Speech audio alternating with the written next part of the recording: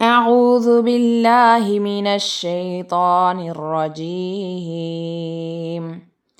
بسم الله الرحمن الرحيم. يا أيها الذين آمنوا إذا تداينتم بدين أجل مسمى إلى أجل مسمى فاكتبوه وليكتب بينكم كاتب بالعدل ولا يأب كاتب أن يكتب كما علمه الله فليكتب وليملل الذي عليه الحق وليتق الله ربه ولا يبخس منه شيئا فإن كان الذي عليه الحق سفيها أو ضعيفا أو لا يستطيع أن يمل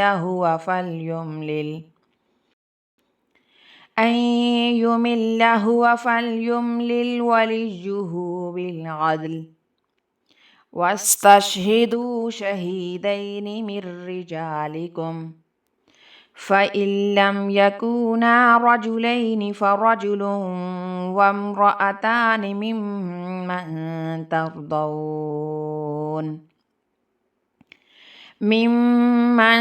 ترضون من الشهداء أن تضل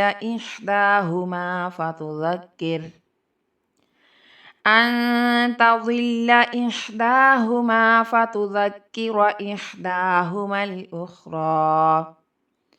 ولا يأبى الشهداء إذا ما دعوا ولا تسأموا أن تكتبوه صغيرا أو كبيرا إلى أجله ذلكم أقسط عند الله وأقوم للشهادة وأدنى ألا ترتابوا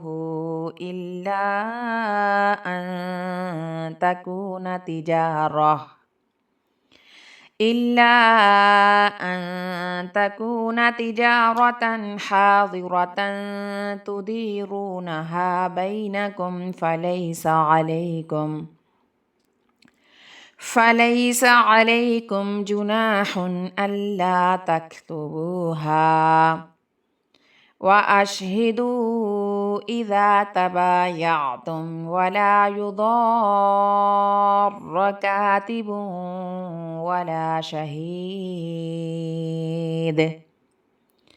وإن تفعلوا فإنه فسوق بكم واتقوا الله ويعلمكم الله والله بكل شيء عليم وإن كنتم على سفر ولم تجدوا كاتبا فرهان مقبوضة فإن أمن بعضكم بعضا فليؤد الذي اؤتمن أمانته وليتق الله ربه